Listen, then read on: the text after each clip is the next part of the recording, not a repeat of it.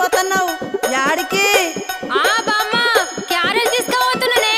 క్యారేజీలో చేపల కూర కమ్మటి వాసన వస్తుంది. మీ పోరనికా?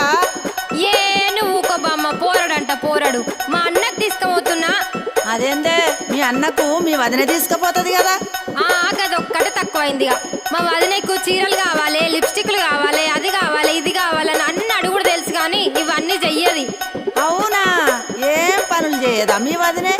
ఇంతకు ఏమేమి అడుగుతుందో జర చెప్పరాదు.